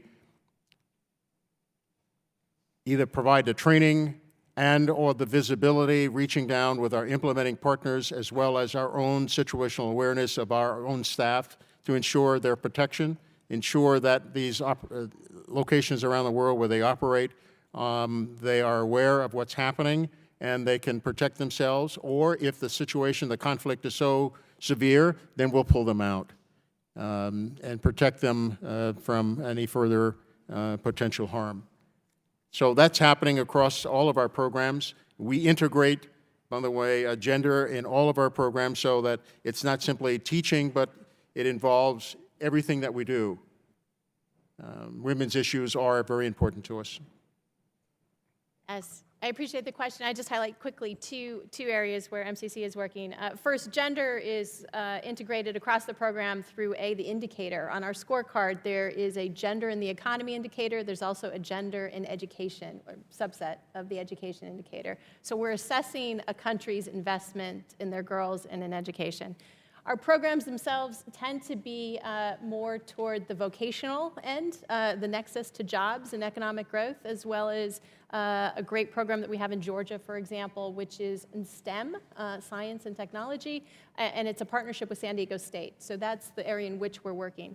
But third, one area that I'm really excited about is on data. MCC has helped take gender data, and we've made a commitment as part of the initiative that's called Data 2X, to release all of our sex disaggregated gender data by the end of 2015, and to do more as we go forward to collect information about the impact that we're having on girls specifically, so if they're counted, they're heard. Much, Ms. Frankel. And now, this committee is taken over by Florida. Mr. Clausen of Florida. Okay. Thank you all for coming today. I want to start by saying that when I lived overseas, I would bump into folks from USAID, and my impression was that you had really good people in difficult places trying to do difficult things. And although I'm always worried about accountability, as we should be, because this is taxpayer money, my personal experience with folks out there working in the field is that they do really good stuff under really difficult circumstances. So please pass along my personal compliments in that regard, and I appreciate what you all do. I would like to follow up with something that was said earlier about Cuba, and for you all to give me a sense now that what's happened has happened with Cuba. And, we're going through this normalization process, and I think that there's maybe some stakeholders that were left out of that conversation. So now we've been involved in the past, from what I read. I kind of struggle with what's discreet and what's secret, and where USA, where you ought to end and the CIA ought to start. And so I kind of, if you would give me an overall picture of where the money's going to be going in Cuba, what's discrete and what, you know, what our goal for that discrete money is, I'd really appreciate it. Thank you, Congressman, for your comments, and I echo your opening thoughts about USAID personnel. They are truly heroes and heroines doing work around the world. I thought leaving the military after I retired, I would never find a group of people who are as highly motivated, committed to the task as well as patriotic, but I find them here in USAID. And I think we can do nothing less than continually talk about the goodness and the work that they do. With no creature comforts, by the way. Yeah. I mean, they live a tough life. And in threatening environments, sir, that many of us don't appreciate, don't understand, but they do it nonetheless, and they do it with great aplomb, and they do it for all the right reasons. And that's the outreach of the American people to wherever it is around the world that they find themselves. So thank you for your comments. With respect to Cuba, we are committed to programs for democracy, civil society, and independent media. And so that was the emphasis, that was the direction in our being in Cuba. There was nothing nefarious. There was nothing that we had any design on other than helping the Cuban people have an alternative and causing them to understand that America was reaching out to them in ways that was productive, positive. We also do humanitarian work with respect to the family members of prisoners. Can I interrupt just a second? Just to follow up on what you said sorry for butting in. In the case of Cuba, the government doesn't want us there. In other places where I have seen y'all's organization, the governments usually do want us there. So that's an important distinction. Or am I wrong? Am I missing something on that? No, sir, you're not. But I think it's also for us to think through the fact that our work is extended to people, the American people, to wherever people are around the world who are in need, as opposed to governments. In many cases, we don't work with governments, but we certainly provide relief, humanitarian assistance to people. And so that's the focus. And so if we were to simply cut out the fact that people around the world are suffering because of their governments, is that a reason for us not to help? I don't think that's the intent. So we reach out wherever people are in need. And so that's why we were in Cuba, trying to provide assistance to the Cuban people at a time when their own government does not provide that assistance. And the Cuban government would look at this as espionage, is that right? Sir, I'm not sure how they would look at it, as much as to say our focus is on people, bringing the American people to the Cuban people in this case. But we do it in other places around the world, closed societies. And by the way, again, talking about the protection of our people and the work that they do, we have a program whereby a new design where we specifically encourage and counsel people working, independent contractors and the like, our partners, how to protect themselves, what to look for, how to ensure that they are continually mindful of the threat, and where that threat is sufficient enough, we pull them out, or we'll curtail the contract. Yield back. Thank you. Gentleman yields back. Chair now recognizes Mr. Castro for 5 minutes. Thank you, Chair. Thank you, Ambassador, and thank you, Ms. Hyde, for your testimony this morning. And Ambassador, thank you. First of all, congratulations on a distinguished career, and thank you for overseeing USAID for us now. Let me ask you about the Global Development Lab and the wonderful work that you all are doing in development there. If you could describe that for us and some of the innovations that have taken place because of that work. Thank you, Congressman, for your question. The Global Lab, if I can describe it and looking at it from the standpoint of what we're doing, the lab offers us the opportunity to think more about leveraging science, technology, innovation, and partnerships in all of our work. The lab represents what might be described in other businesses as our research and development. How to become better at what we do, using the lab to identify ways in which we can extend the resources that are entrusted to us, as well as looking at new opportunities for us to bring in new equipment, new partnerships around not only in America, but around the world. And so the lab is that one entity that brings that all together. I can use some examples. In the Ebola crisis, for instance, they developed a very unique suit that protected personnel who were responding, the health workers. They've also developed, as a result of a challenge we put out, various creams that would block the Ebola virus. But beyond that, we're looking at ways where using things like geospatial techniques, how do we do a better job of mapping potential problem areas around the world?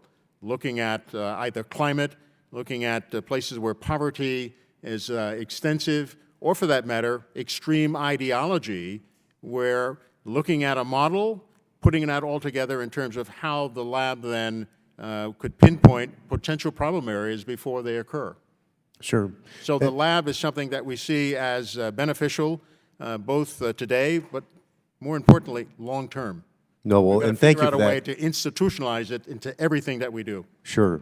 And the reason that I bring that up is because sometimes there is the impression about U.S. foreign aid and the work that USAID does as though the United States is simply giving and other countries are taking. But the Global Development Lab is an example of how not only is it accelerating and improving our development work, but also leading to technologies and innovations that can be helpful in the United States and in countries of the world where we're not necessarily even giving aid. So I think that is at the cutting edge of the innovative work that USAID does. My second question is, I left for a little bit to go meet with some foreign ministers from Central America, El Salvador, Guatemala, and Honduras. And let me ask you about the President's proposal to offer about $1.14 billion in assistance to the Central American countries. $635 million of that would be through USAID. And what kind of work are y'all anticipating doing there? Thank you, Congressman. We're looking at continuing much of the work that we're doing now and expanding that. We're doing work with respect to security, the countries of Guatemala, El Salvador, Honduras, and providing those opportunities for reducing violence, lowering youth unemployment, spurring broad-based economic growth in some of the fragile locations, fostering public sector accountability, transparency, and effectiveness.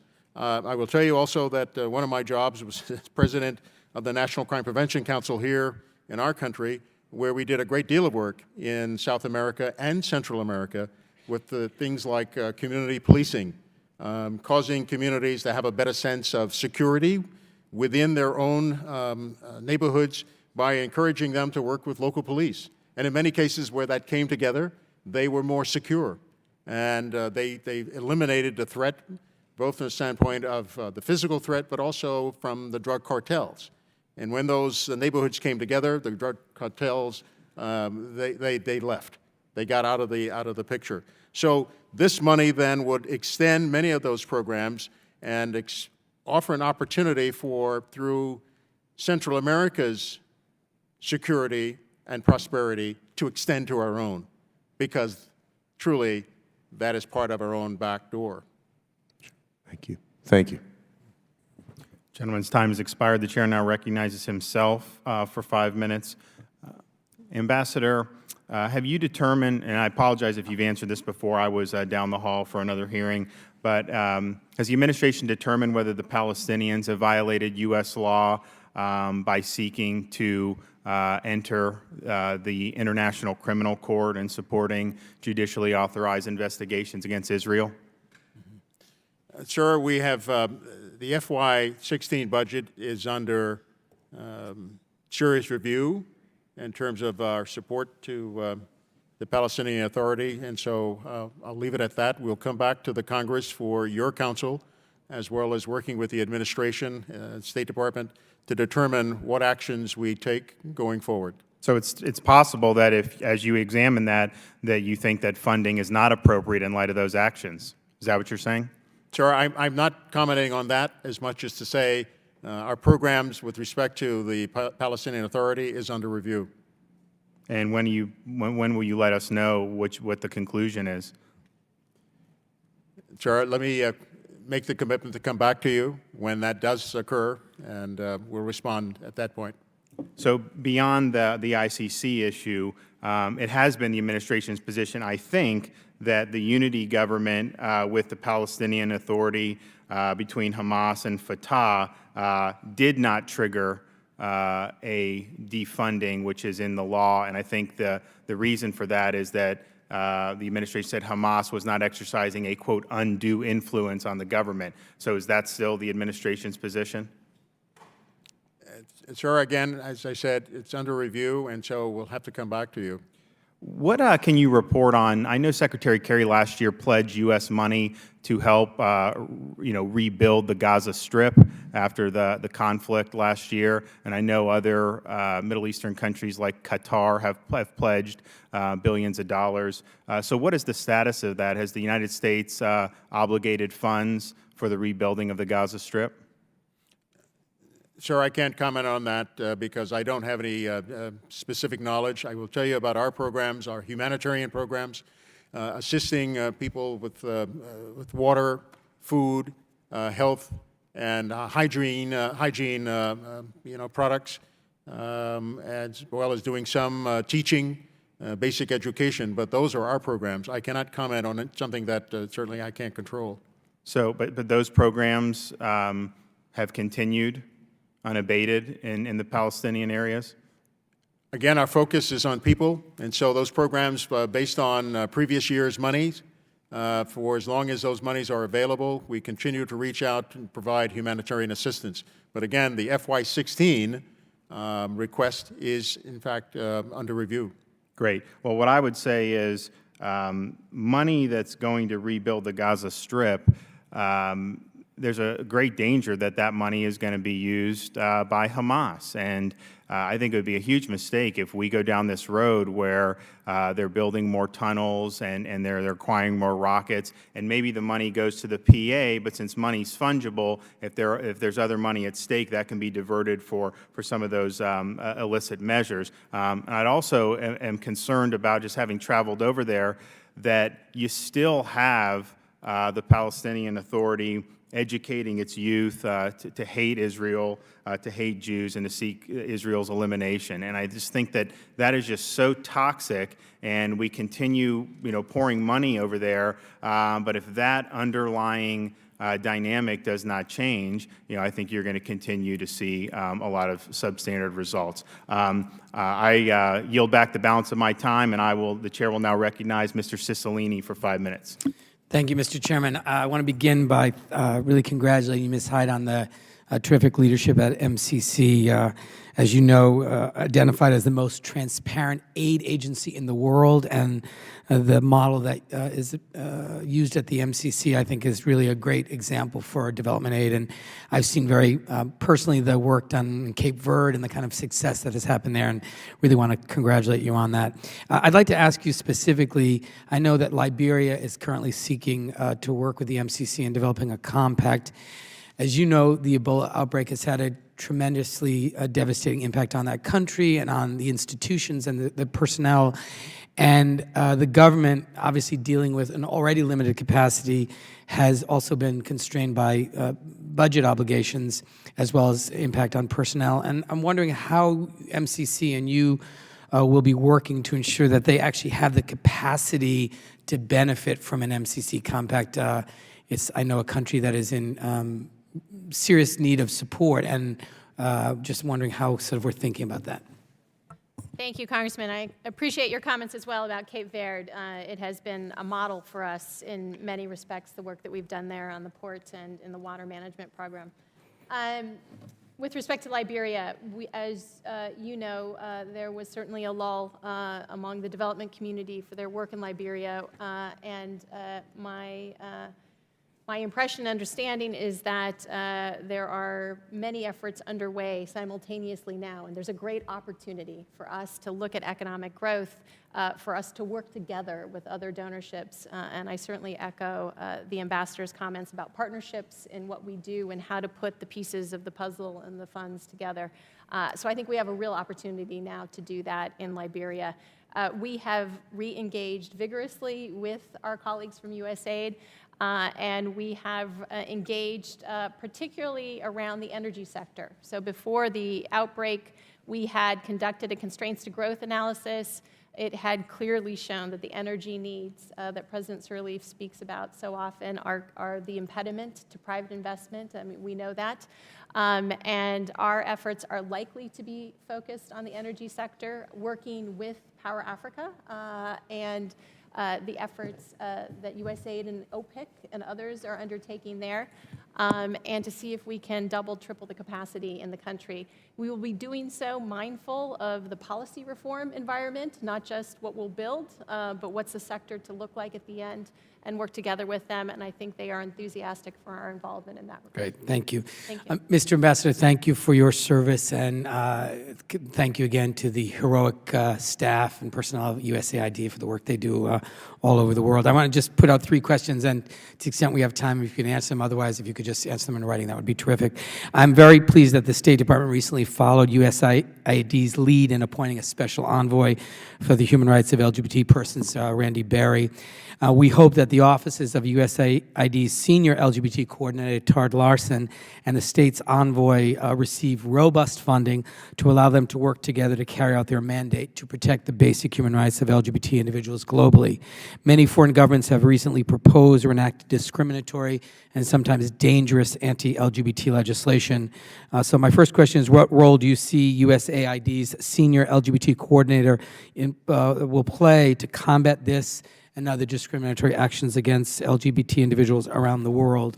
A second question is that USAID has done incredible work as part of the U.S. Participation in the effort to end the Ebola outbreak in West Africa. Liberia has gone more than 3 weeks without a new Ebola case. This is a monumental achievement, but as new cases continue to be diagnosed in Sierra Leone and Guinea, it's clear we must remain vigilant in our efforts.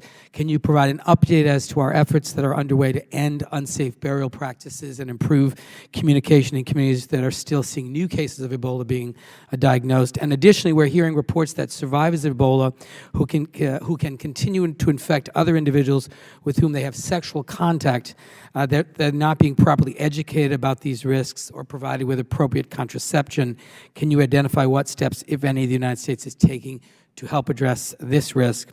And finally, as my colleague mentioned, sexual and gender-based violence continues to hamper our efforts to reduce global poverty. I saw this particularly in Liberia last year. What steps is USAID taking to address this issue, both on our own and in partnership with international NGOs? Are there successful models? What can we do more effectively, and what can Congress do to respond to this really insidious and horrific level of violence against girls and women all across the world? So I know I've left absolutely no time for you to answer those 3 questions, but I look forward to hearing your responses in writing, and I thank you again for your service. Gentleman's time's expired. The chair now recognizes the gentleman from California, Mr. Sherman, for 5 minutes. Want to pick up on the comments of the gentleman from Florida who's leaving as I applaud his comments. And that is, there may be a real question here as to whether aid to the PA is legal today, given the actions that they've taken. So it's not a matter of conducting a view with regard to next year's budget. You may be illegally spending funds this year. So I'm hoping that you will come back to us, not just with a report as to whether the aid is good public policy and good development policy, but also whether it's legal, and that even if you think it's wonderful policy, that if it's illegal, you'll stop, not waiting for next year. So I wonder if we can count on that kind of legal analysis being given to the committee on a prompt basis. Ambassador? Thank you, Congressman, for the question. I will commit to you that we will take that under review and come back with a response. The two agencies you represent are doing work that's important in and of itself. You're helping the poorest countries in the world and the poorest people in the world. But the American people are funding these programs not just for that purpose, but for our geopolitical and to be safer. And it'd be easy to say, well, if only there was economic progress, then we wouldn't have anything to worry about from a geopolitical standpoint, but 19 out of 20 of the 9/11 hijackers came from a country already way richer than you hope to make the countries that you're working in. So it's not enough for our geopolitical purposes to just have economic progress in the world. That's why Congress has required what I call flag on the bag, that you have to aggressively let people know where the aid comes from. What I'd like to know from each of you is, do you have public polling to show that people in these countries know what the United States is doing? Or are we just hopeful that if you put the flag on the bag, people will know about it? Ms. Hyde? Thank you. Thank you. I appreciate the question. I think it's a very strong point, and it is something that at MCC we're taking a close look at. We don't have public polling. That's the answer. Ambassador, do you have public? Have you done any polling? Yes, thank you, Congrensman, for the question. Yes, we do, in fact, have a program whereby we focus on marketing and ensuring that where it's appropriate, that if you have the polling, I'd like to make it part of the record of the hearing. Well, we do. I know you have marketing. That's not the question I asked, and I'm glad you have it, but I want to know if you have polling. Well, we do have polling. In answer to the question, yes, we do try to assess how are we doing with respect to getting our messages out. I can tell you that from my experience in Tanzania, very powerful. It produced the results that we wanted. As I mentioned earlier, Tanzanians are favorably viewed. What I'll ask you to do is furnish for the record the polling, because you can have any company. I mean, Coca-Cola may say we got a great advertising campaign, we're on the Super Bowl, but then they check to see whether people are buying Coke, and they do polling to see whether people saw the frisky polar bear. I want to move on to another question. Pakistan is, I think, the most important area for our concerns. We've spent $155 million to improve education in Sindh. And we have this audit report on those efforts. I commend you, Ambassador, for those efforts, but the Inspector General says the program's not achieving its goal, hasn't built schools, hasn't been an improvement in early grade reading, community mobilization. Are these problems being addressed, and are you following the IG's recommendations? In answer to the question, yes, Congressman, we are, in fact, looking at the report, but I will say beyond that report, we also do our own assessments, our own evaluations, and so they tell us a different picture that isn't perfect, but it's certainly making progress. I want to thank you for the effort. I think it's very important. I think it's the most geopolitically important country to us. And finally, I'm going to shift over, and maybe you can furnish some information to the record, Ms. Hyde. What does Armenia have to do to get another compact? Yes. And since I have zero time, that'll probably be a response for the record, unless the chairman wants to hear you orally. We'll give you 30 seconds. The board just recently set forth criteria for a second compact. The three criteria are success in the first compact, progress on the scorecard, and a commitment to reform, policy reforms going forward. I know that Armenia has made progress on the political rights indicator, which was the challenge in our first compact.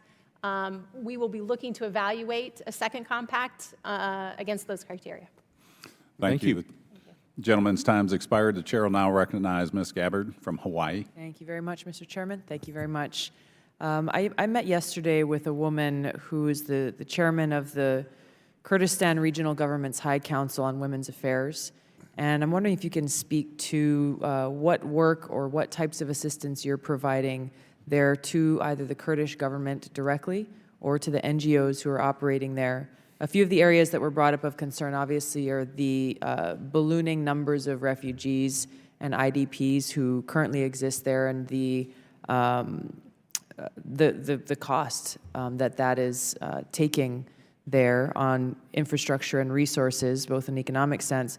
But specifically, they spoke about the assistance needed, which they're not currently getting, for many of the women and girls who have been rescued from ISIS, who are coming back with unimaginable types of trauma and violence that they have lived through, that they're being welcomed back to their families and communities, but not having the resources and tools to be able to help both these, Christian and Yazidi women and girls, but also their families.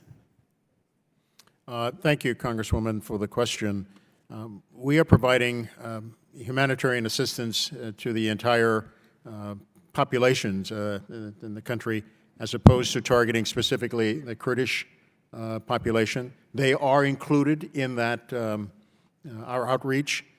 Specifically, as you relate to this story, I'm not aware of that. It's something that I would certainly will take back and look into and see what, if anything, we can learn from, focus on. But we are providing humanitarian assistance to the area, and the Kurdish people are certainly within that envelope. Through all of the dollars that you're providing are going through the government in Baghdad?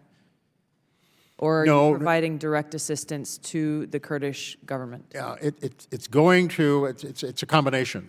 So there are resources going to Baghdad, and then they further put that out. But we also have implementing partners who are working within the country, who have a contract with us, and they are doing that work based upon that contract. I'd be interested to get the details of how that breaks down, because both yesterday and time again, both in the area of defense, but also with humanitarian aid, what we hear constantly from them is that they're only seeing a fraction of what is sent through Baghdad. So actually getting a breakdown of what ends up there, specifically in Kurdistan, where you're seeing all of this activity, is something I think is important for us to know.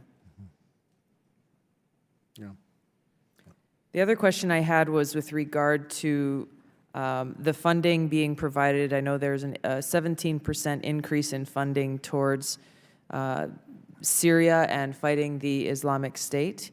The CRS report that we have here mentions that most of the requested funding is going to address the impact of the crisis on Syria's neighbors, including $1 billion to help counter ISIS and mitigate Syria-related economic and security concerns in Jordan, as well as another $335 million to strengthen Iraq's counterterrorism capabilities.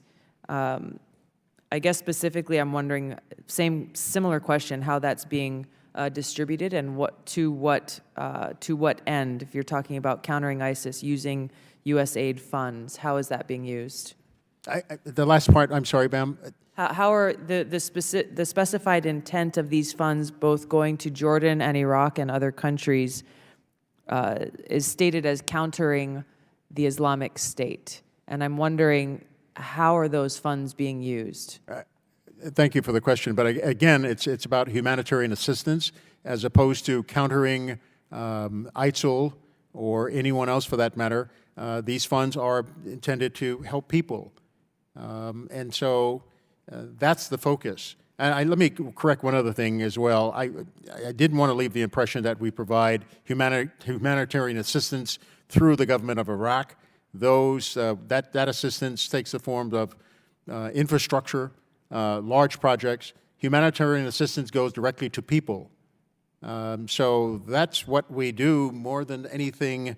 How do you do? What are you saying? Directly to people through what avenue or what platform? Through implementing partners on the ground who are actually on the scene providing that assistance. Take the form of food, water, health care, as many other commodities that we produce. Thank you. I thank you for the clarification. I'd love to If you could send us information on some of the partners who you're working with specifically to deal with this issue of the women and girls who have been rescued and who are going through this post-traumatic stress, and how those services are being provided. Okay. Thank you. Ladies, time has expired, and we've come close to the conclusion of this, and we want to thank you guys both for being here. But I have one follow-up question. I'm reading the CRS summary here, and it says, persistent challenges to effective evaluation include unclear aid objectives, funding and personnel constraints, emphasis on accountability for funds, methodological challenges, compressed timelines, and this is something I find I hear over and over again, country ownership and donor coordination that goes on and on. My question is, how do you increase the want of the government and the citizens with the aid we give? And we were on a Codell in South America, and the people that were doling out our money, helping a situation, and this was dealing with narcotics, they said, we've got all these resources, we've got the equipment, we've got the money, but they just don't want to do it. And it reminded me of when I was a little kid and my mom wanted me to play the piano. And she worked 2 jobs to pay for the piano lessons. And for 7 years she did that. And I would sit there and I didn't want to play the piano. And she finally got it and walked away. And I see that so many times. We offer this money and you have a breakdown of, of maybe they're a corrupt government and we're giving money, and they're not using the money the way they're supposed to, and you talk about the accountability you have. How do you increase that want? Just if you have an idea how we can do that to make our money more effective, our aid more effective. Yeah. Thank you, Congressman, for the question. It has to come from a desire to want to do more, having a sense of ownership, having a sense of commitment. I will tell you how we did it in Tanzania. We asked the Tanzanians themselves, what are your priorities? What are the things that you hope to achieve? And then looking at and assessing, evaluating those priorities and their desires with our own national interests, where those came together. If we could support it, then we supported it. And miraculously and not surprisingly, the Tanzanians were much more enthusiastic about carrying that out. And so part of this has to be, how do we involve the country? How do we involve that government to have a good sense of that this is something that we want to do? And then how do you hold their feet to the fire? Exactly. Causing reforms to be realized, and it's the carrot and stick. Ms. Hyde, anything else you want to add to that? Thank you. I think when Congress created MCC, the fantastic, started and ended with that. The tool of the scorecard. So we have countries that are vying for MCC assistance, and that it's interesting to see when you put out 20 indicators and you say to leaders, you're only ranking here and your neighbor's ranking here. It is a competitive-based system that is generating countries to change their laws to try to get MCC assistance. So we have partners that come to the table with the want.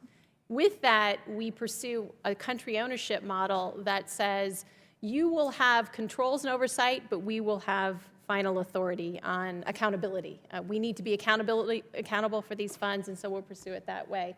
And finally, we do 100% independent evaluations, both performance and impact of our program. So we're not evaluating what we do. We pay for that, but we think that's a wise investment. All right. I appreciate your time. I appreciate you being here, taking time out in the committees, and the committee stands adjourned. Thank you. Thank you. Yeah. I'm going to take it to this.